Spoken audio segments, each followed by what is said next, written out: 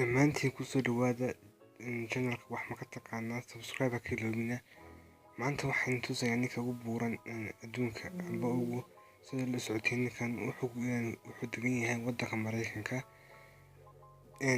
Weightkiisu waxa lagu qiyaasay in ka badan 700 oo kilogram. 700 kilogram aad u runtu badan tahay, aad u buuran yahay. Maalintii oo leyl gurigu ma fadhiya, marka la wareysto wuxuu gurigu ma fadhiya, kama kaco guri kama baxo. dadka smart game u buuxiyaa maalintii oo leyl iyo cunto. ninkan hadda wuxuu ku nool yahay waddanka Mareykanka ee Texas ku nool yahay. aabihii wuu la nool yahay, hooyadii isagoo yar bay eriday. marka hilibkan dhibaato badan baa u keentay guriga inuu ka bixin, dadka inuu sustiin. marka kelidii buu guriga degan yahay isagii aabihii. markuu rabana cunto soo qaataa, guriga kama baxo. saas uu buuran yahay sadaalkiisa dhammaantiin. aad buu xuntaa kasida sadaalkiisiin.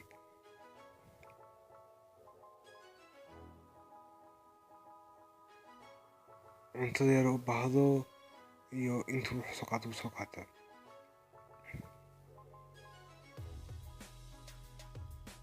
dibadda wuxuu yidhi haddaan baxo dadka caay ama dadka wax iga sheegay. marka gurigun buu ku egyahay.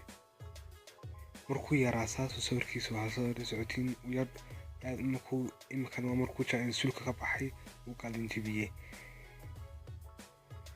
kadibna markuu qalin jebiyey ayuu shaqo helay, restaurant suuga shaqeynay ayuu saa u boonaaday, saasuu noqday. kadibna xogaayin kadib waxaa eriday hooyadii oo sawirka la sawiran ayaa gurigeeda ka eriday. hooyadii markii gurigeeda ka eriday wuxuu tagay gurigii aabihiina waa kan waxaa lagaa Daniel Weather. marka isagii aabihiisii cunto cunayeen ayuu ninkiisii saa u noqday siduu ku sheegay interviewga laga qaaday, saasuu noqday. haddaba muuqaalkan cajabiya muuqaalo badan waxaa kala socon kartiin wax ma ka taqaanaa. subscribe iyo like ha ka iloobina.